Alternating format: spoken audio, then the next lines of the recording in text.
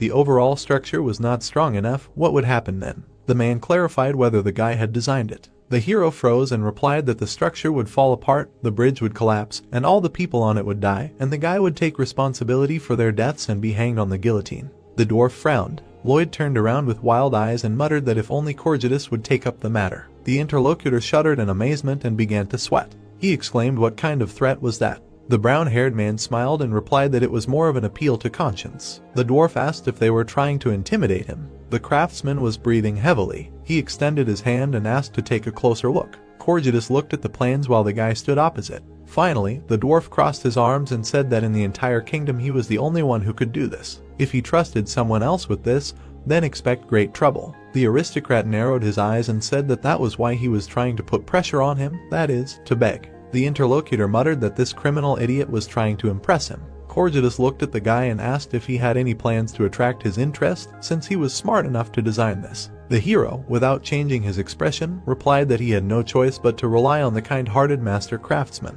The man asked him to stop making such a face. Lloyd made a perfect bow and thanked him, hearing that the dwarf agreed to participate in the project. Meanwhile, Julian continues to make cables with the support of mystical creatures. The bridge deck is being made in the royal workshop, and he and Xavier begin to build the main tower. The hero and the swordsman stuck tools into the ground and used explosive technology. Someone approached them and demanded that they immediately stop construction. The man with the guards raised his hand and shouted, "How dare they mislead the royal family and plunder the national wealth?" Lloyd frowned and asked again with displeasure. Two men bowed before the queen, asking for leniency. One of them frowned and exclaimed that the bridge over the Magenta River had stood for 30 years. The guy was doing unnecessary things to get hold of the royal money. They asked to punish the swindler and return the money to the royal treasury. Alicia looked at them intently. The queen with the knight, the protagonist with Xavier, and two